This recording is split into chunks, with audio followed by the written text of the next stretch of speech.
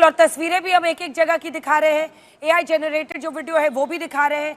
कैसे भारत के लिए ऑपरेशन सिंदूर को अंजाम दिया गया, इससे बड़ी कोई खबर नहीं हो सकती है पूरे विश्व के लिए। हम एक एक करके, आज जब कर्नल कुरैशी हो या फिर दूसरी तरफ से विंग कमांडर व्योमिका सिंह, दोनों ने एक एक टारगेट के बारे में पूरी जानकारी दी है।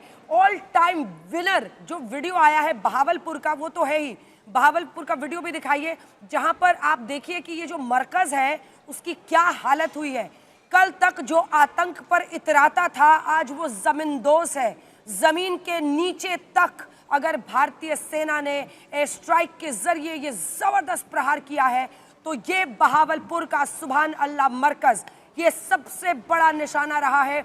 और इसकी जो सफलता है भारतीय वायुसेना की, वो लंबे वक्त तक सबको ताली बजाने पर मजबूर करेगी, क्योंकि ये वो कहानी है जिसमें हम प्रिसिशन स्ट्राइकिंग यानी सिर्फ आतंकी गढ़ पर हमला करना, इसमें महारत दिखा रहे हैं। इसके अलावा जो अगर आप देखिए तो मुरीदके का ये वाला देखिए, ये वीडियो जब आप देख रहे हैं, ये देखिए जमीन के नीचे पाताल तक अगर हमारी जो 2 मिसाइल्स हैं, स्कैल्प और हैमर, रफाल पर सवार होकर उन्होंने अटैक किया है। ये मिसाइलें गई हैं और वहां पर इस तरह से 5 में से 4 डोम्स उनके तबाह हो चुके हैं। और ये देखिए ना, बीचों बीच मिसाइल का जाना और जमीन के नीचे तक जाना।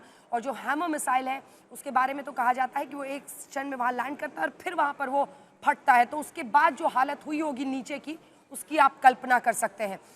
मुरीदके और बहावलपुर जाहिर तौर पर सबसे बड़ी सफलता मानी जाएगी, क्योंकि बहावलपुर के बारे में जैश के ठिकाने मौलाना मसूद अजहर सुन के कई पीढ़ियां बढ़ी हुई हैं, लेकिन उन पर कोई कार्रवाई नहीं हुई थी। डोजियर खेलने का वक्त खत्म हो गया है, अब हम आतंकी ठिकानों को चुन कर मारेंगे, उसका प्रमाण है ये। और अगर ऐसे ऑपरेशन सिंदूर नाम दिया प्रधानमंत्री नरेंद्र मोदी ने, तो ये इस बात की गवाही देगा कि हम पहलगांव का तो बदला ले ही रहे हैं, लेकिन इसके साथ साथ तमाम आतंकी हमलों का। अब एक एक करके जितने ठिकाने हैं जो आज प्रेजेंटेशन में कर्नल कुरैशी और विंग कमांडर व्योमिका सिंह ने दी है, उसके बारे में हम आपको जानकारी देना चाहते हैं। सबसे पहले सवाई नाला कैंप मुजफ्फराबाद। देखिए मुजफ्फराबाद में, जो कि पाक ऑक्यूपाइड कश्मीर का हिस्सा है, वहां पर एलओसी से 30 किलोमीटर दूर लश्कर ट्रेनिंग सेंटर था। 30 अक्टूबर 24 सोनमर्ग, 24 अक्टूबर 24 गुलमर्ग, 22 अप्रैल 25 पहलगांव हमले के आतंकियों को। और बड़ी खबर इस वक्त की हम आपको बता रहे हैं, ऑपरेशन सिंदूर में उड़ाए गए ठिकानों पर बाकायदा दस्तावेज, आज तक के पास सभी 9 ठिकानों के दस्तावेज मौजूद हैं, जो कि पहले से दस्तावेज तैयार किए गए थे। और उसी दस्तावेज के आधार पर एक के बाद एक इन आतंकी ठिकानों को उनके अंजाम तक पहुंचाया गया है। हमारे सहयोगी मंजीत नेगी ने सबसे पहले ये एक्सक्लूसिव जानकारी आज तक पर दी है।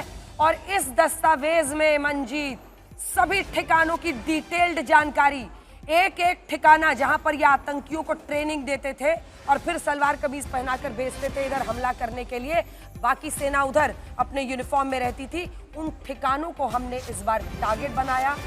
जो खुफिया जानकारी हासिल की गई, जो तैयारी की गई इसके पीछे, ये उसकी भी बहुत बड़ी जीत है।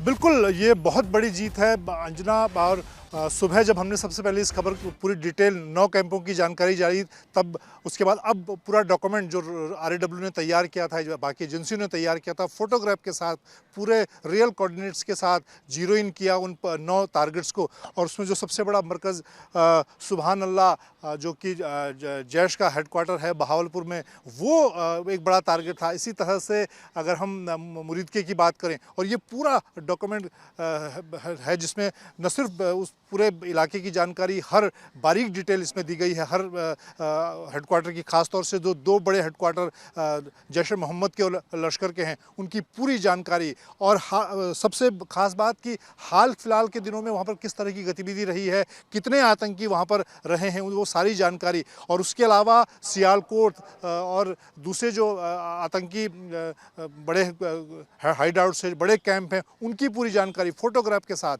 और ये सारी चीज़ें इसमें हालांकि एजेंसियां लंबे समय से इस पर काम कर रही थी, उनको जुटाया गया, लेकिन उसके बाद उसको एक पूरा डॉक्यूमेंट के तौर पर तैयार किया गया और फिर पिछली जितनी बैठकें प्रधानमंत्री के साथ ही एजेंसियों की अलग अलग बैठकें हुई, उसमें ये सारे डॉक्यूमेंट एजेंसियों सेनाओं को दिए गए। और क्योंकि कोई भी ऑपरेशन, ख़ास तौर से इस इलाके में आप देखें, अगर आप इस डॉक्यूमेंट में फोटोग्राफ को देखें तो बहुत जो दोनों हेडक्वार्टर हैं, अगर जैश का हेडक्वार्टर देखें, अंजना और लश्कर का देखें, दोनों बहुत बड़े इलाके में फैले हुए हैं, आसपास घनी आबादी है और यहाँ तक कि सेना और भारतीय पाकिस्तानी वायुसेना की भी मौजूदगी इनके आसपास है।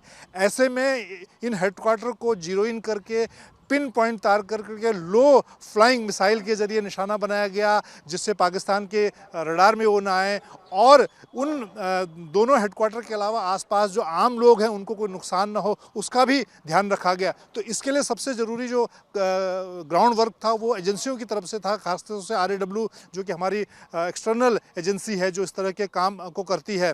और आज सुबह जब मैं NSA डोभाल से मेरी थोड़ी सी बातचीत हुई तो उन्होंने कहा था कि बहुत बड़ा कोऑर्डिनेटेड ऑपरेशन है, इसमें एजेंसियों की बड़ी भूमिका है, उसको अमली जामा पहनाने का काम सेनाओं ने तय समय तय टारगेट के तहत किया है। तो ये पूरा ऑपरेशन एक तरह से बड़ी सावधानी के साथ और बड़े तरीके से किया गया। और इस पूरे ऑपरेशन को आप देखें, अगर पिछले 3-4 दिनों में देखें कि खुद प्रधानमंत्री किस तरह से मॉनिटर कर रहे थे, वो लगातार जब सेनाओं को उन्होंने खुली छूट दी, उसके बावजूद उन्होंने तीनों सेना प्रमुखों से 1-1 घंटे अलग अलग लगातार वो पिछले शुक्रवार, शनिवार और रविवार को उन्होंने बैठकें की और उसके बाद